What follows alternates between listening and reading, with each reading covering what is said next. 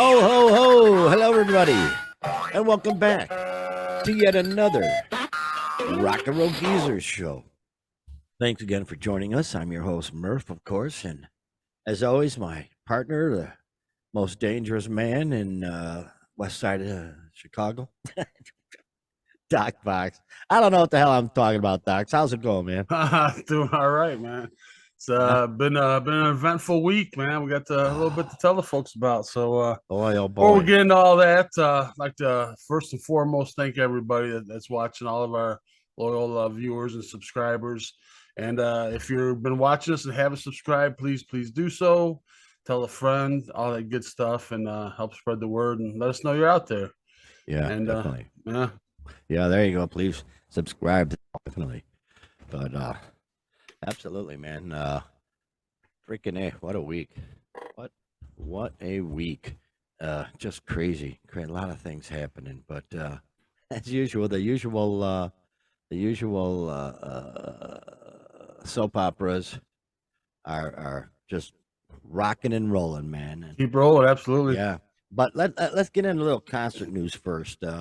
You know, well, we got another addition to our summer concert schedule, but it's not one I'm going to be indulging in. I don't believe Eric Church, country guy. I'm sure. I believe he's a country guy. Yeah. Yeah. But yeah, that's not one I'm going to be. Probably going to. Just not. Probably maybe go to Shania Twain, but she's a gal and she's just adorable. So I would go to that, but I ain't going to no, country dude. Nah. So. Nope, sorry, Eric Church. I'm sure they got a lot more coming. A lot more. The schedule is really going to fill up. So that's cool beans. And we've been talking about Foo Fighters, an awful lot. And finally, they're coming out, man. They are definitely coming out, and they're going to be headlining Boston Calling 2023. Still don't know who their drummer is, though. Have you caught any? No, they're kind of keeping that close to the vest. Yeah, they're going to be doing that one, Boston Calling. They're going to be doing the big one in Bonnaroo. They're going to be heading that one. That's a big, huge one. And then another one called Sonic Temple. Sonic Temple. Yeah. So they're jumping on some festivals. No one has said anything about who's playing drums. There's obviously some speculation going on. Josh Freese is a big one. He's played with lots of folks.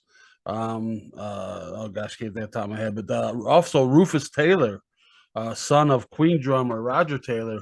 And I did not know that. I did not know that, Doc. Yeah, I've and he's currently a drummer for the Darkness, the band The Darkness with Justin Hawkins. Yeah, because he played with them at the tribute concert. Right.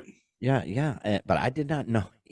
Did not know he was Roger Taylor's son. I saw something. Yeah, I saw something from him where he said, "Oh, they're just egging me on," or he doesn't really think he has a chance of drumming for the Foo Fighters. But it seemed to do pretty. He was kind of down on himself on his performance there at the tribute and stuff. But yeah, he's definitely in the speculation arena, I guess. Anyway, so we haven't heard anything from the Foo Fighters camp directly, but just the people that are talking, got his name in there. So. So Foo Fighters. Well, we knew Grohl wasn't going to be able to sit back. There's just no way. That's just not him. We knew he'd be out and about for sure. Yeah. So good for them. We'll see what happens. We'll see what happens. He's got the itch. He's going to want to get out there, do a lot of gigging. So we'll see where he shows up. I'm sure we'll all be waiting with bated breath, as they say, whatever that means. Find out. Your breath will be bated. Yeah. Find out who the drummer will be. So I'm sure there'll be a big announcement, and Oh yeah.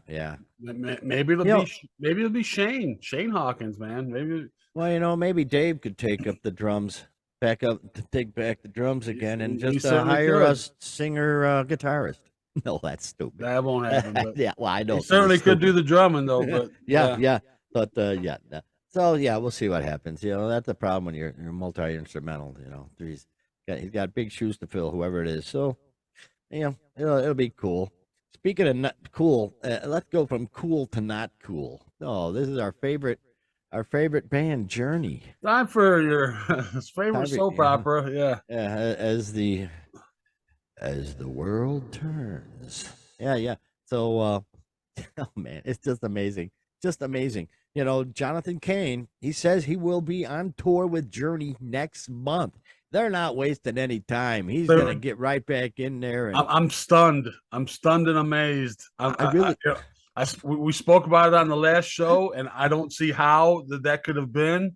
And I thought for sure once they announced that Greg Rowley will be joining the tour, that was it for Jonathan Cain. But then we thought too, well, he's a partner in the business part of it, and so 50-50. and how can that all work out? But he's touring, man. I'm stunned. Yeah, that ought to be such a train wreck from hell. My gosh. And speaking of Greg Rowley, I don't know if you saw this. Let me see. Where is it? Sean's wife. She says that she claims that two of the Journey band members are, quote, adamantly against Greg Rowley's return. So what kind of well, they got Ross Valerie and Steve Smith have been replaced. So those new guys, you wouldn't think they'd have a say. So that pretty much leaves it to Jonathan Cain and Arnel Pineda. So, holy cow! What I'm sure they are. I'm sure they are. But it makes sense. It's their 50th anniversary, and Neil Schon talked about that from the beginning of getting the tour together. That he would like to bring back some old guys, and obviously Steve Perry was never going to work out. But I talked even about Santana jumping on the tour because that's the band that they come from, and so it's not surprising. It makes sense, and I think the fans will like it and all that. So I don't know. I think there's so much push and pull in that band right now. Wow. They're just gonna go against each other no matter what, man. It's amazing. That's the bad side of being in a rock band. It just you've got however many members in a band, you got that many personalities. Yeah. And oh boy, trying to get the focus in on one clear vision is really hard. And then once you've made it and you got the money and everything, and like we discussed earlier, how these guys didn't have their business sense down till like 2002. 2005. Yeah, 2005 is when they didn't get their business shit together. So these guys have been a wreck forever. So it figures. What's next week gonna bring? What's coming up? Because this is just going to be a continuing saga. Yeah, the tour's starting soon. It starts February 4th in Allentown, Pennsylvania. So I don't know, maybe once they hit the road, they'll find a way to just put all that behind them. But boy, wow, it don't sound like it, man. It's just and poor Toto. They're touring with Toto. Yeah, Toto's got to deal with all this crap, man. Oh man, yeah. I just stay far. Yeah, do your opening gig and then get the hell back to the hotel and stay out of that total freaking mess. But geez, what we knew it. We knew they just can't stop. But here's God, I love this guy forever. Back in the early Creedence Clearwater days, music. Part of my growing up was those first few albums. Yeah, such great songs on it. And he was a youngster back then, John Fogerty. He was they were all young back then. Yeah. And so they basically would, they'd be happy to sign any contract just to get their music out there. At the same time, giving up their publishing rights. And he's just now, 5 decades later, Fogerty's, who wrote all the songs, basically, pretty much. Oh yeah. Wrote all the songs. Yep. He's finally gaining the ownership of the CCR catalog after 50 years. Man, oh man, and it's not because the time expired or anything. He had to, pay up. He had to pay some money to make this happen. But he's finally got his music back, and I think, let me see, Steve Vai once said, when he was playing with Frank Zappa told him, Vai said, it's the most important piece of advice he ever got in his music career, and that's hang on to your publishing. And Vai says it gained him millions and millions by hanging on to his publishing. But back then, in the early days, 60s and whatnot. Yeah, Oh no, they're that just was the early stage of the game. People weren't thinking that way, and just they didn't know about it, and that's when the people that did have the business knowledge kind of took advantage of those oh yeah, situations. But absolutely, yeah. Oh, they were shysters. You see, you see that all you hear. Well, you may not see, but you hear stories about all the time. The early folks who didn't make anything off these massive hits. They didn't dude, get squat. Florence Ballard, one of the Supremes, died with a welfare check in her mailbox. Man, I mean, that's kind of that classic There story. you But go. there were a lot of them, man. There were a lot of them. Oh And yeah, but Fogerty, yeah, he had the ongoing battle. A guy named Saul Zantz owned the fantasy label that they mhm. were under, I remember and that. I remember and that. Yeah. yeah, he had all the rights to it to the point. Remember, we've talked about before where he took Fogerty into court for plagiarizing himself. His own song. So this has been that was back late '80s, maybe early. Yeah. No, I think it was late He, '80s. So yeah. this has been an Late. ongoing thing for a long, Yeah, long, because long time. he came out with that album. Oh, what was Center the Old Man field, Down the Road? yeah, center And field Center album. Field and the Old Man Down the Road, and yeah, he actually got sued for plagiarizing his own style. Yeah, he said Which he was plagiarizing a Run Through the Jungle. They said that right, he right, was and the judge said, "Go to hell," and that's bullshit. So yeah. that fell off, but But he bought the music from a company called Concord. He's still not 100% owner, but he's majority owner. So he gets the say of what happens to his Yeah, music. he's got the So deciding vote that's a still. But big yeah, deal. Finally, but finally, gosh. and there was in reading this is a Rolling Stone article, and reading it, and the writer of the article brought up in this time of a lot of people are the trend is selling, and we've talked about it a ton, is Sure. selling your catalog. Here he's buying it. And it's like, well, that's kind of a stupid comment to make. You got to own something before you can sell it, man. He can't Yeah. he can't sell his catalog if he doesn't own it. But to him, I'm sure this is a great day. Man. I'm sure he never thought he would live to see it, and Finally. man, finally, good on him, man. Good on him. You bet. Boy, Fogerty, yeah. Yeah, and vinyl. This sort of blows my mind. Vinyl is outselling. It outsells the CD for the first time in 35 years. That's probably like the first time period, or since the CDs got popular. That's amazing. Right. That's amazing. So how about that? Yeah, the story came out in NME, UK publication. Music sales totally were up 3%, but it was in dollars that they outsold them, which I don't know if that is units. I don't think that equates to units sold, because as we know, a new album's about 3 times or at least twice Good call. Good call, Doc. Yeah. But nonetheless, by that measurement, this is still the first time since '87 that's happened. So definitely on the rise with vinyl. And here in the good old US of A, that is pretty much single-handedly up to Taylor Swift. And sad to say, 1 in 25 vinyl records sold last year were a Taylor Swift album. How about that? So US sales 43.5 million units. Swift had 1.695 million of those. But also part of her thing, she sold them. It was multicolor. Here's a blue album, here's a red album. So I'm sure some of her fans bought multiple copies. But for the first time, a mainstream artist, and we talked about that a little bit, sold more vinyl than CDs.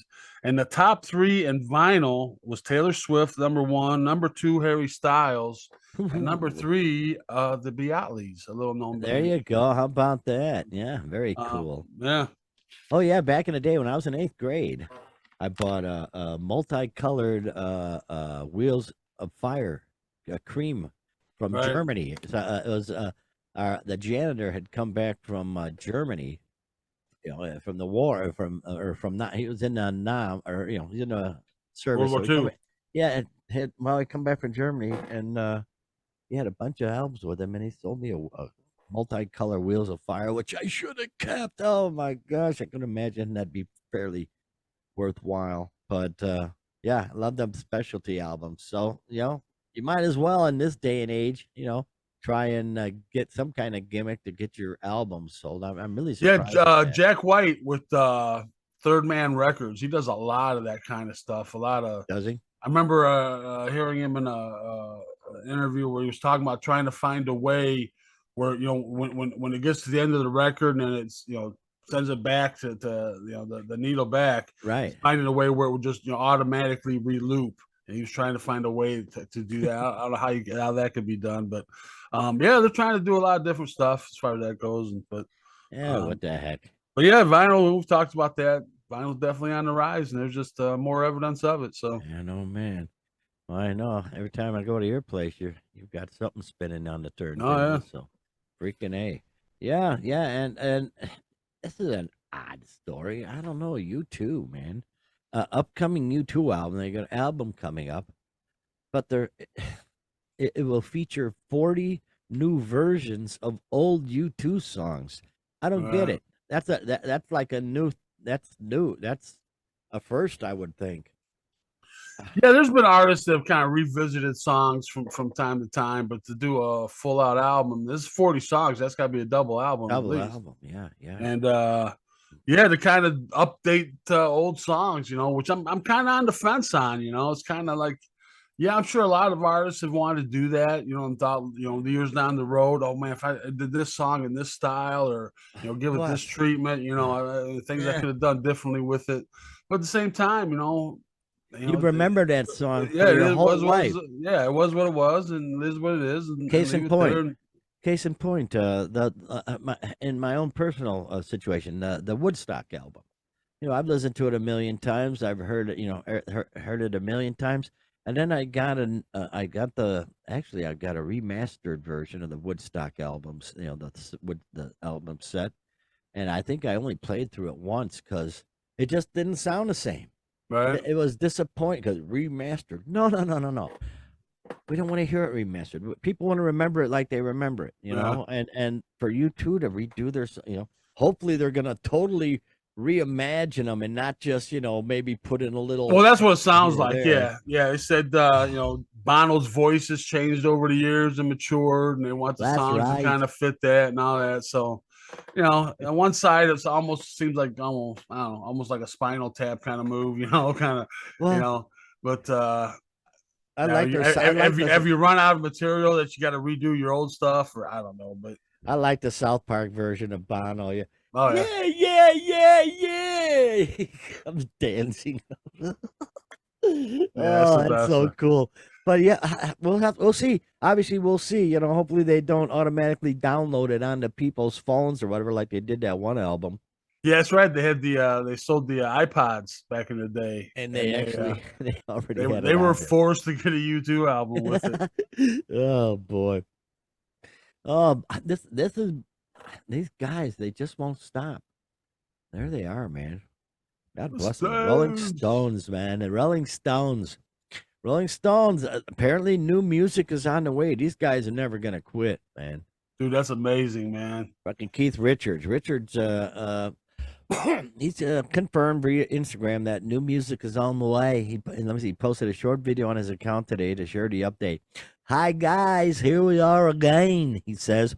Wishing you all a belated Happy New Year. And there's some new music on the way. And hopefully we'll get to see you all soon. So, boy, let me see. See you. Let's keep our fingers crossed. That's amazing, man. That's, anyway, I just make records and then we figure out how they come out, all right? That's what I do, he says, noting he was unsure if the new songs will be made available on streaming platforms. Of course they will. Christ. I bet Keith has no idea what goes on in the business end, and they've had that luxury, but it'd be cool to hear some new music. Last thing they put out was redoing some old blues classics called Lonesome Blue. A great album. I love it. I haven't listened to it in a little while, but yeah, it was heavily in rotation there for a while. Very cool. Yeah, they'll be without Charlie Watts this time. He recently passed, but they got Steve Jordan. You may remember he was the drummer early on when David Letterman was on NBC. They need a bass player. They need a drummer. Paul McCartney and Ringo Starr. Yeah, put them together. Yeah, Get right. over it.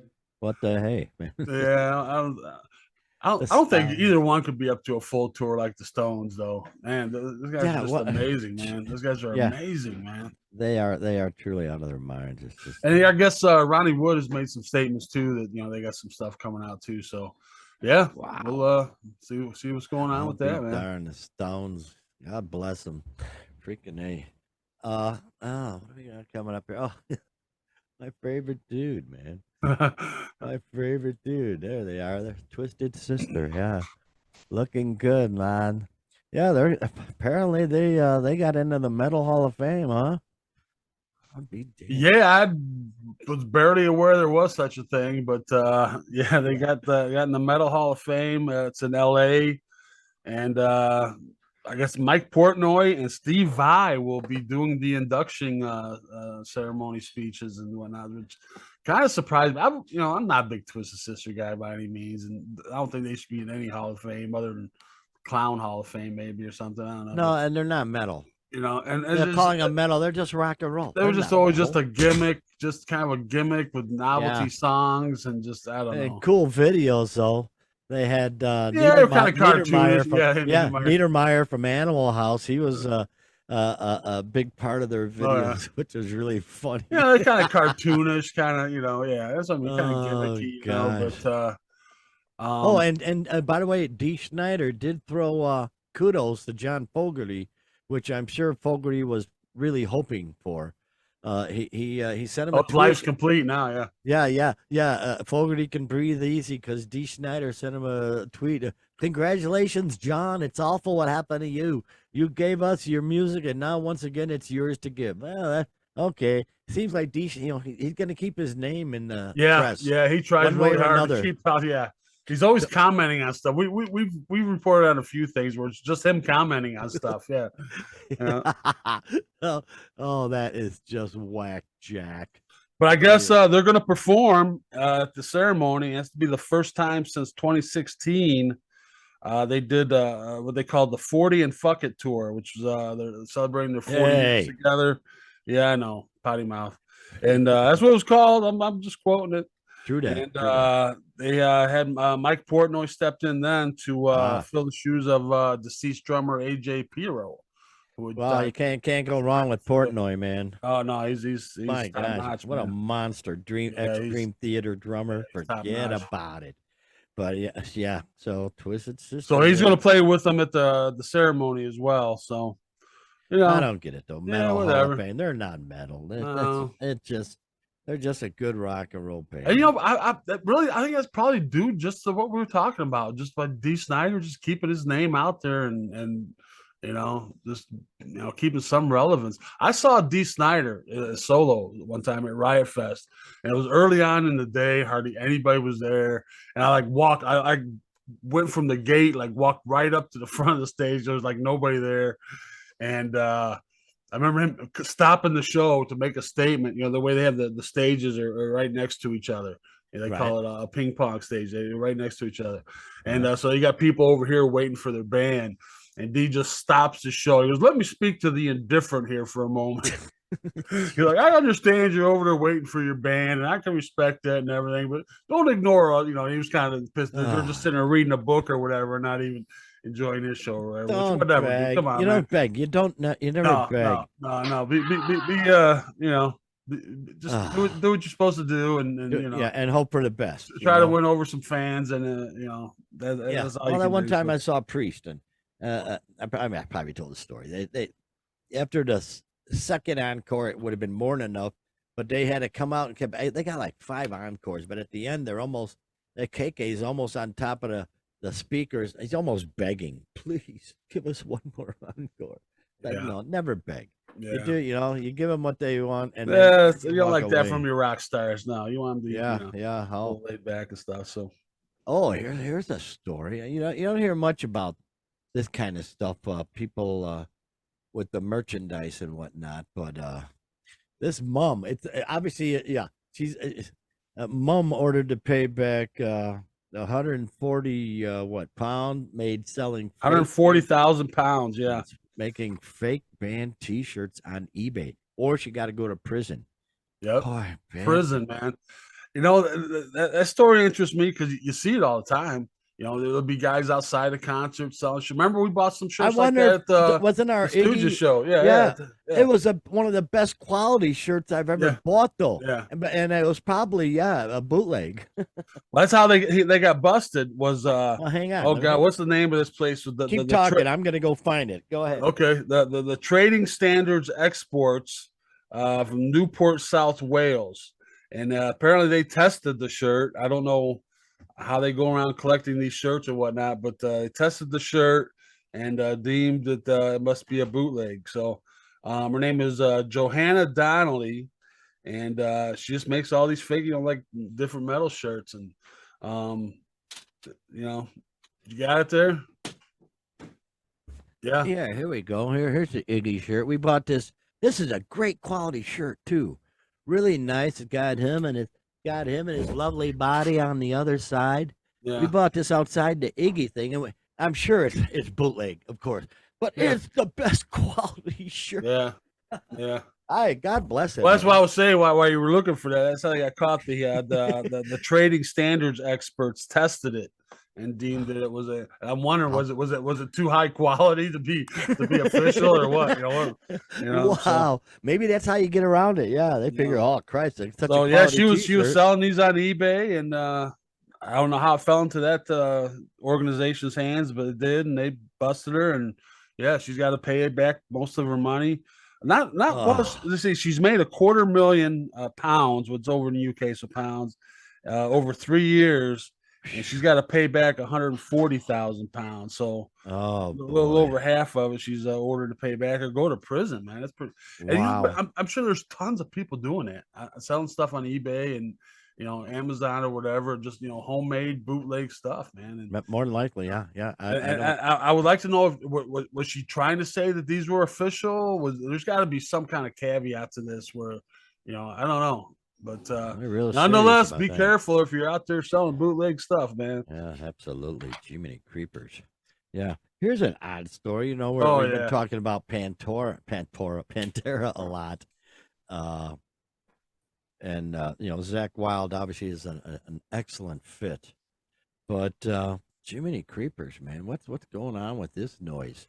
They apparently back in the day they asked Mark Tremonti, to try out for them. Let me see where. Dude, the fans would have lost their shit if they had Tremonti. And he knew it. Is that it? No. Hang on.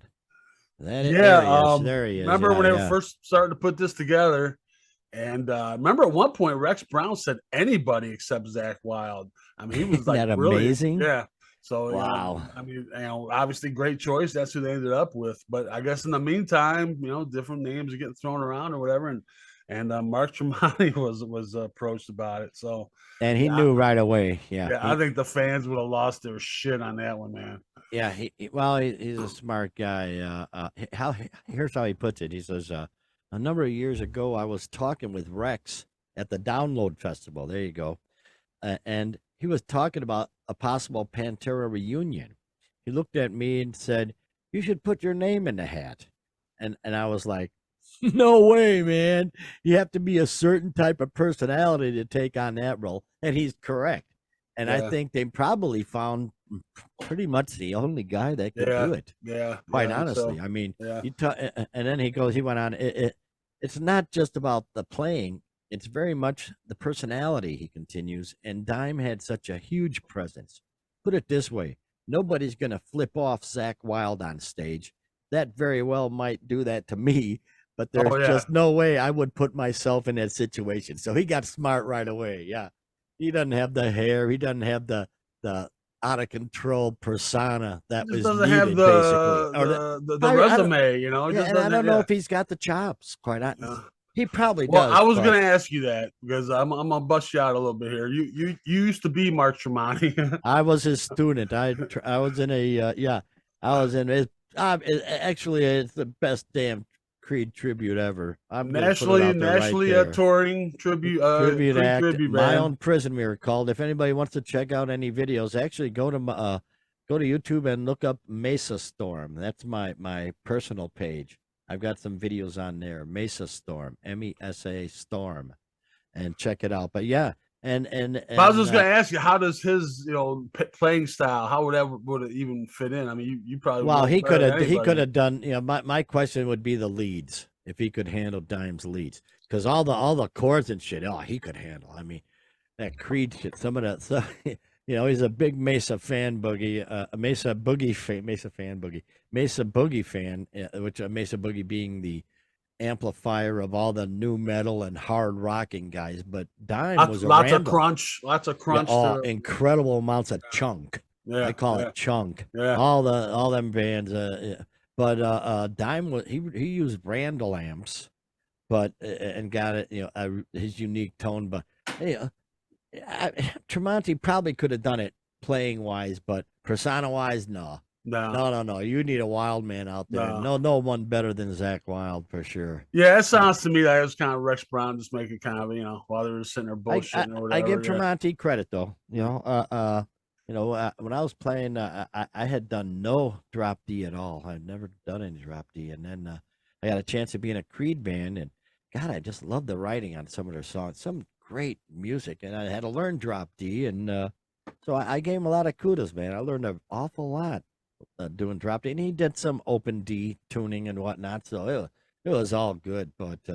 No, not in the Dime situation. I think they picked exactly the right guy for the job, Yeah, and oh yeah. they are kicking ass and taking names. So Kerry King needs to get his ass in gear and get Slayer back out there. If not Slayer, just Some one version of his of it, yeah, bands something, that yeah. can do a bunch of the songs that people want to hear. So we'll see what happens. But good choice, Mark Tremonti. You didn't miss that one up. And He's got Alter Bridge going. He's got his own thing going. So he's got a bunch of good stuff going. He's tight with Miles Kennedy, right. vocalist. Yeah. So yeah, they're having no problem at all. Apparently, here we go. Where is she? Oh, I love her. I love her so much. White House. Oh,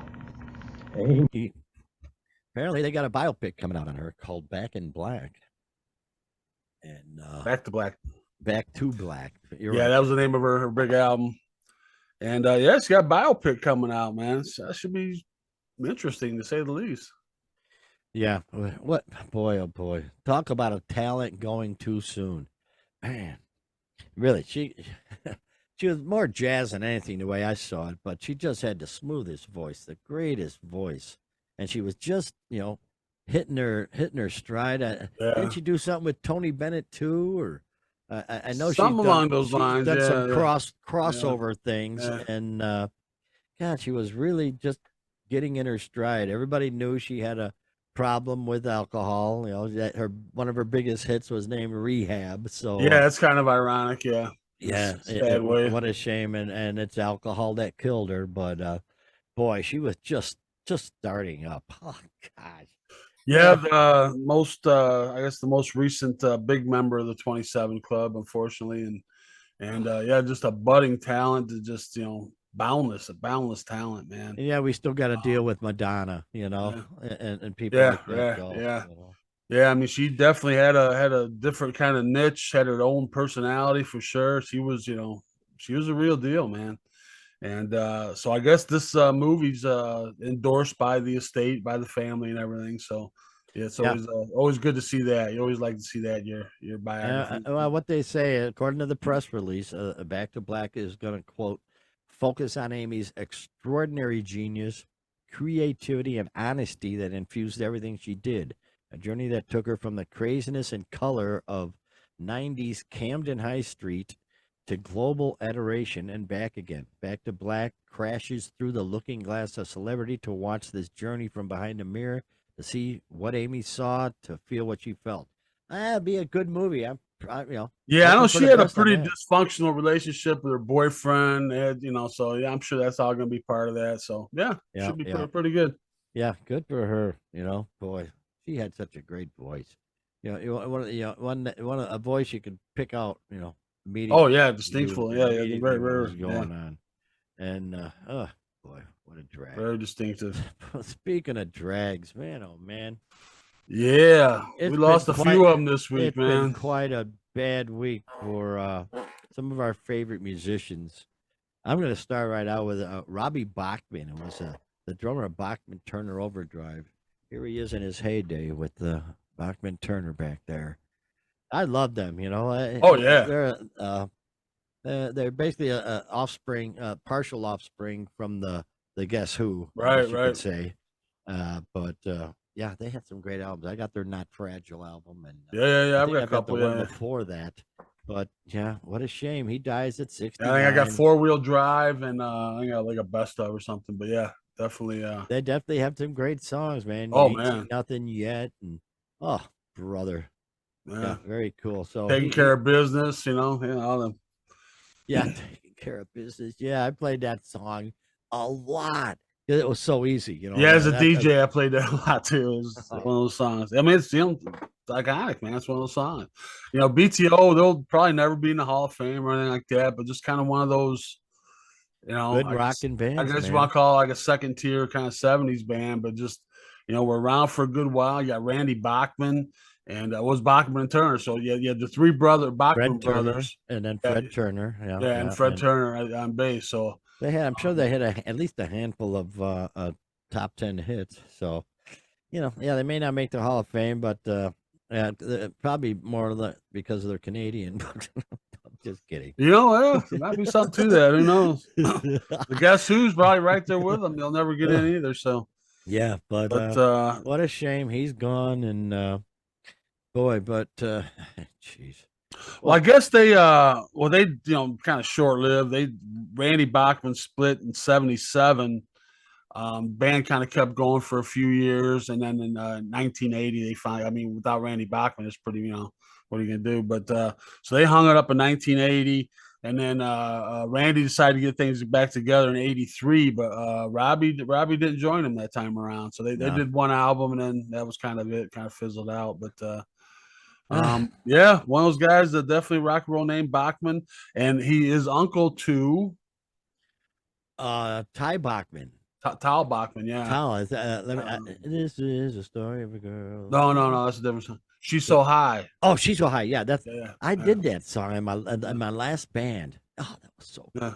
Yeah. Got it. Yeah, Tal Bachman was Randy Bachman's son. So, well, here we go. Let's just dig in. Here we go. Yeah, let's go start to the out. next one. Lisa Marie Presley. Jiminy Creek boy, talk about a shocker. Wow. Nobody saw that one. Yeah, no one saw that coming. Dead at 54. Child of the King. Yeah, I always had a crush on her, man, from an early age. I can remember, seeing her like in the tabloids or whatever, and thinking, yeah, she was a couple years younger than me, maybe, But yeah, sure, yeah. But she always seemed like she kind of had that, I don't know, like a hidden sadness to her, like I don't know, just a solemnness to her. Just I don't know. Yeah, solemnness sounds right. Yeah. She's always seemed like like she didn't really want that life. But then again, she married Nicolas Cage and Michael Jackson, so well, yeah. So she's kind of an enigma that way. But the only child of the king, man. So I can imagine the upbringing she had. Oh yeah. Just great. Her dad was obviously out of his mind. I saw. Speaking of the Presley family, I see they sold his dilapidated jet. Yeah, darn, he had a dilapidated jet sitting out in a desert somewhere. Yeah. 1962 Lockheed 1329 Jetstar, and somebody actually bought it, and seen pictures of it. It's hideous. Yeah. Sitting out there, I think they paid $60,000 for it. It's been sitting out there for decades, man. Just out in the desert. The insides were pretty beat up. I mean, it looked so terrible. They're gonna have to totally be redone, I'm sure. But apparently got a couple because they got ironically the airplane's called the Lisa Marie, and that one's at Graceland. You can go visit that one. So apparently this must be the one they got before that one. That's right, honey. Yeah, for little jaunts over to see Richard Nixon. Yeah. But Elvis, geez, what a nut. Why don't we go through the list of drugs he had in his system? 14 different drugs, man. Good job. Let's go. Well, let's go with the main ones. Okay, right out. Let's start right out of the gate. I wish I had a drum roll. Do I? Let me see.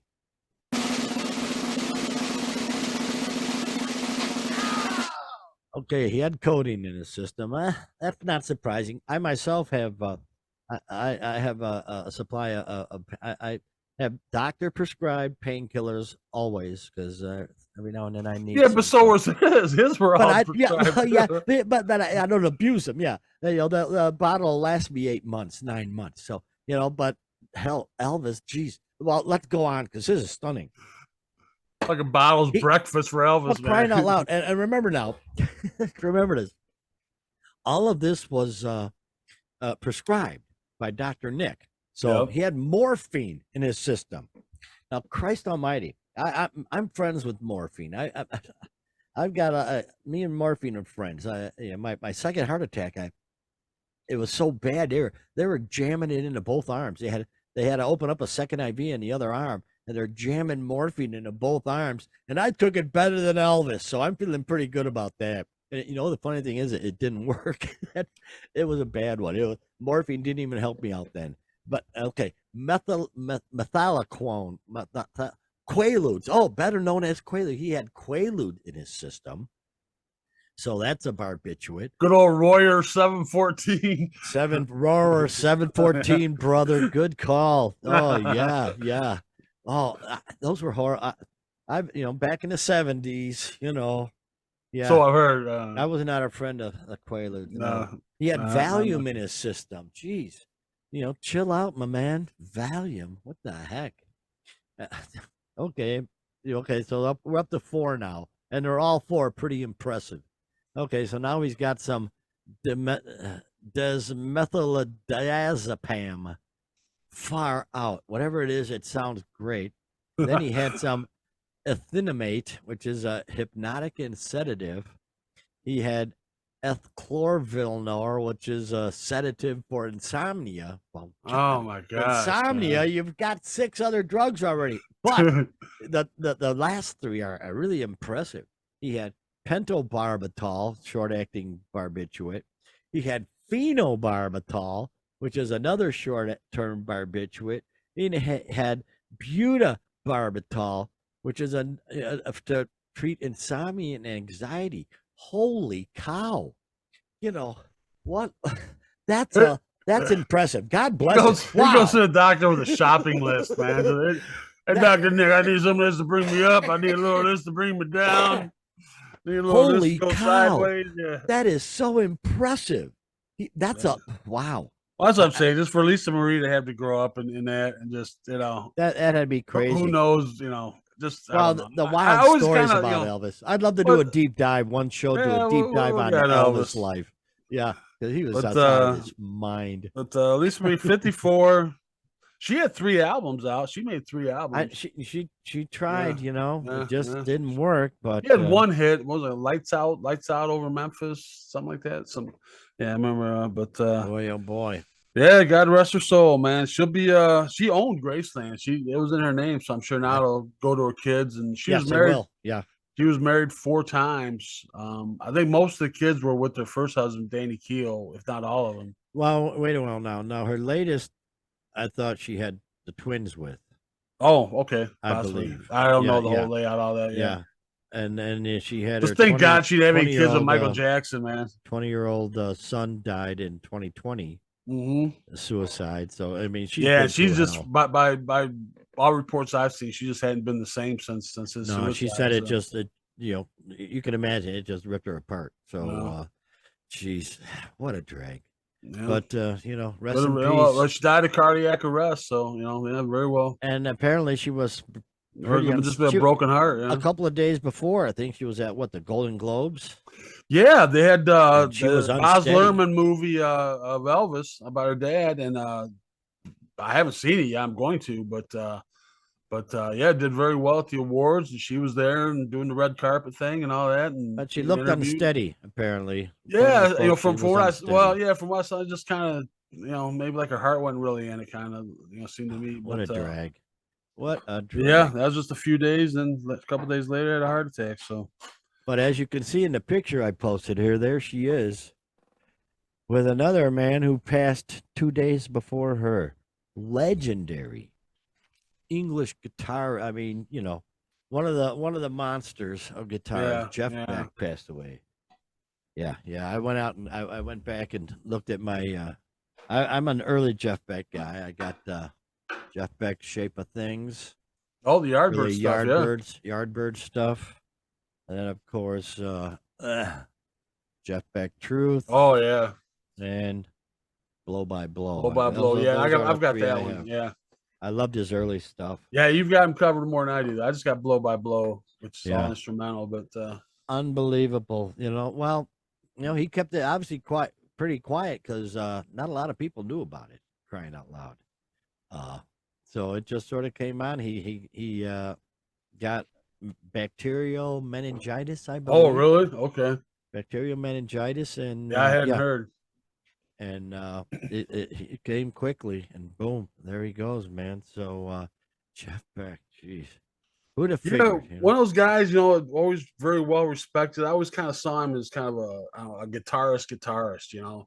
I think people that play the instrument could really appreciate him more than the general public, kind of, because he didn't. Again, he's one of those guys that didn't really have that signature song or anything you could really associate with him immediately. But yeah, man. I mean, you listen to his stuff. What I always kind of liked about him was, to me, he didn't really seem to be like a purist to any one genre. Like, he could play anything, man. He could, Yeah. It seemed like he was kind of a jazz guy, but then again, he was a blues guy, and then he's pop guy and rock That's guy. the thing. He could play anything. Yeah. He played. I didn't play with a pick. He used his fingers for. And he would get some crazy cool sounds.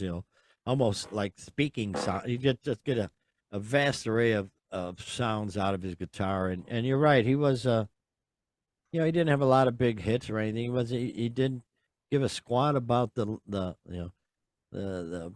power pop, the pop music crap. He played what he wanted to play, and because of that, he was just totally respected amongst everybody. I mean, like back in the Yardbirds. I mean, he was way back in that era, and when in the Truth album, he played with Rod Stewart. Stewart sang some songs on that, and then Blow by Blow, and then he sort of went into the jazz era, and he wasn't looking for for fame. He wasn't. Well, even Blow by Blow is pretty jazzy. Yeah. He started after Truth. He went his own way with the what he was playing with jazz, and but he could play anything. He could really play anything he damn well wanted to, and boy. Johnny, he was playing with Johnny Depp recently. Last year, he did a lot of gigs. Yeah, we reported on that. Yeah, and apparently Johnny Depp was at his side when he passed. Or in the hours before he passed, and obviously, I'm sure it just blown away, because they made a real great friendship playing, and I was surprised, Johnny Depp playing with Jeff Beck. I mean, he's part of the Hollywood Vampires, so rock royalty. Yeah. But I was just surprised. It's like, of all the people that Jeff Beck would have him go and gig with him, Johnny Depp. But apparently they hit it off well, and boy, he's totally devastated by the loss of his friend, longtime collaborator, and performing partner. They had a really tight friendship. They were extremely close. They got even closer over the past summer when they were touring together. Like I said, the sickness came on really quickly, and it all deteriorated rapidly in the last couple of weeks. It only took a couple of weeks. Okay, I was wondering. And Johnny's still processing the news. He's devastated. I can imagine the whole rock world's devastated. Yeah, that's what I was kind of wondering, if he, kind of knew that things were, going this way when he did the tour, or something that came later. No, it's one of those things that just comes on. Boom. Yeah.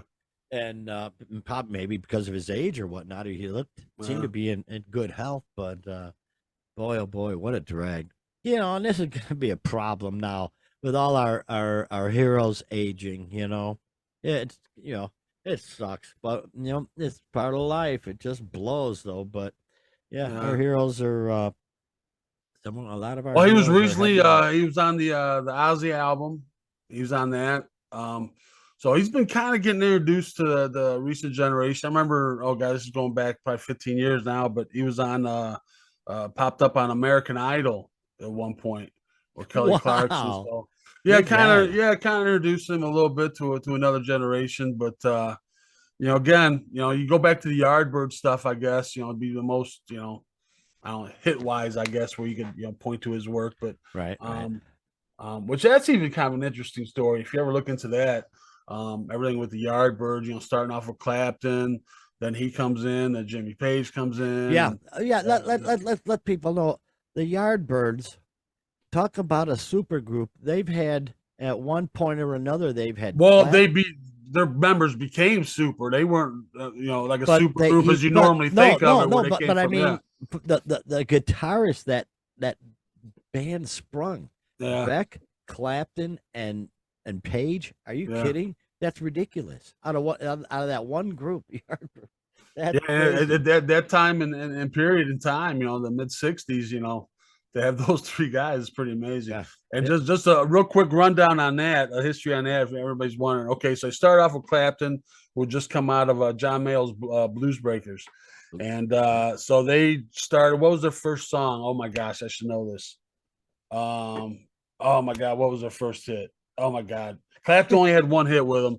Anyway, he was always more bluesy, always wanted to do more blues. They wanted to do more rock pop kind of thing.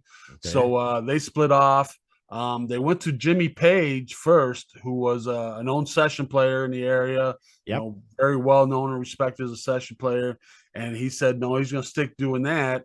But his longtime friend that he grew up with, a guy named Jeff Beck, and he recommended him, fit right in. And most of the stuff you hear at the Yardbirds is Jeff Beck. Pretty much all of it is Jeff Beck. And he was getting into the different sounds and tone. Like he said, never used a pick. Started getting like those sitar kind of sounds and stuff even. Yeah. And, very, very revolutionary. Then it got to a point their bass player stepped out. And Jimmy Page decided that he'd had enough of the session thing, wanted to get into a group. So originally he was the bass player in the Yardbirds, and everybody knew, that ain't gonna work, man. This guy's way too good just to be the bass player. So that was very short lived. And then the other guitar player moved to bass, and it was the two of them as co-lead guitarist, which was unheard of at the time. And they only did one single together with that lineup. Oh God, what's the name of the song? Happenings 10 years ago, I think is the name of it. Very psychedelic. It's the only one with both Jimmy Page and Jeff Beck. Yeah, baby. Yeah. And then Jeff Beck decided, this is not cutting it. He wanted to kind of do his own thing, and he left. And then Jimmy Page kind of took over, and they became the new Yardbirds, and then Led Zeppelin, and then the rest is history. But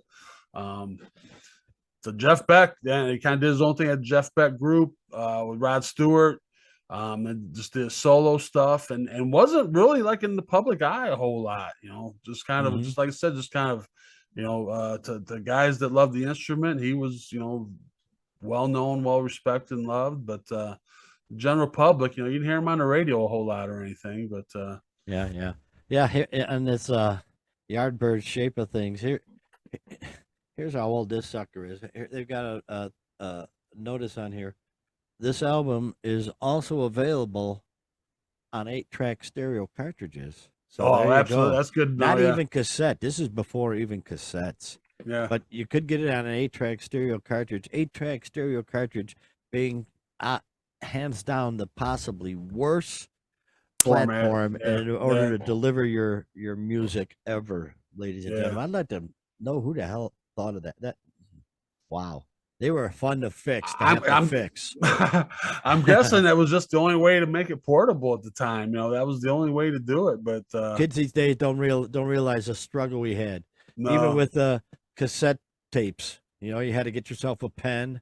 You had to fix the break with tape and then rewind it with the pen. And the 8-tracks was even worse. Well, just listen to them. You get in the middle of a song, and then you got to hear to click over into the next program or whatever, and then oh, just terrible. But oh man, what a week. Jeez, we're gonna be seeing a lot of our heroes signing off. It just is that we're geezers. A lot of our heroes are geezers, so a lot of folks are going to be heading out. Lisa Marie was stunning. That's not supposed to happen when you're 54. No. You know, so what a shame. What a damn shame. Yeah, I She's a- said just the kind of life she's lived, just Yeah. took its toll, man. Well, Priscilla's got to be just heartbroken, and Lisa Remember, Marie's we up had there. talked about where Priscilla's doing a speaking tour in the UK Oh, coming I up. wonder how that's going to end Yeah, up. yeah. I wonder if she's that's still going to going to. affect that. Yeah, Oh, good call. Good call, yeah. Doc. I wonder if she's Jeez. still going to do that one. Why at this boy? I don't know how she, boy, whatever she does, fine. Whatever if she doesn't want to do it, she's obviously Yeah, because she's got to be in so much pain. I wouldn't be able to do the tour. So yeah. That's her good, only kid, man. Yeah. yeah, she needs to take care of her grandkids and give them the love and shit. So boy, oh boy, what a drag. But it's gonna be happening, man. We'll be seeing more and more. So everybody stay healthy out there, and thank again for watching RnRGzrs show. If you could subscribe, we're hanging in there. We're at like 46 right now. We just got to get that 50 before the concert season starts, so we can do remotes from the concert on our RnRGzrs page. So be sure to subscribe if you can. I may twist a few arms in the next week. Like some more videos. Our last videos seem to be pretty popular, so we appreciate that. And I'll tell you what, Doc, why don't you take this baby home, brother? Just again, so appreciative of everybody that watches and all of our podcast listeners, which I enjoy kind of listening to driving around the car. But yeah, we'll see what comes up for next week. Don't know where it'll be, but you can bet we will bring it to you. So until then, have a great rock and roll filled week, and we'll see you next time.